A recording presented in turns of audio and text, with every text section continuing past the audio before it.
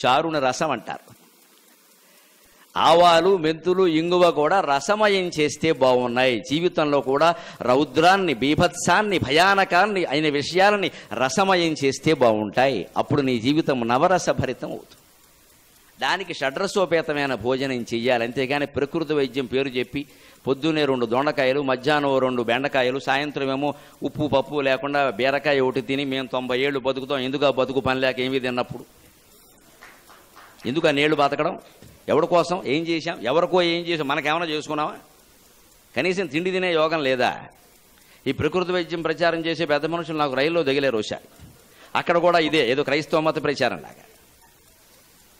నేను ఎంతకీ మాట్లాడకపోతే ఆయన నన్ను అడిగాడు, ఏమన్నా మీరు మాట్లాడట్లా అన్నాడు. మీరు ఇప్పుడు ఇంతకీ ఒక్క మాట చెప్పండి నాకు, ఈ దొండకాయలు బెండకాయలు తిని ఉప్పు లేకుండా, పంచదార లేకుండా, కారం లేకుండా, పొయ్యి మీద పెట్టకూడదుట, ఉడకబెట్టకుండా ఆ పచ్చివే అలా తింటే ప్రయోజనం ఏమిటన్నాను. 80 ఏళ్ళు గ్యారంటీగా బతుకుతారని నేను రాసిస్తా అన్నాడు. ఇప్పుడు మనకు కావలసిన రుచులన్నీ తిని, మనకు కావలసిన సుఖాలన్నీ అనుభవించి 50 ఏళ్ళకి చచ్చిపోతే నష్టం ఏమైనా ఉందా అన్నాను.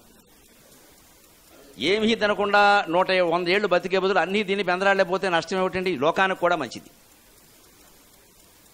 అంచేత రసహీనమైన జీవితాన్ని గడపకూడదండి. ఆహారంలో కానీ, వేషభాషల్లో కానీ, ఆభరణాల్లో కానీ, చివరికి మన ఆస్వాదన, దాంపత్య సుఖాస్వాదనలో కానీ రసహీనమైన జీవితాన్ని గడపకూడదు.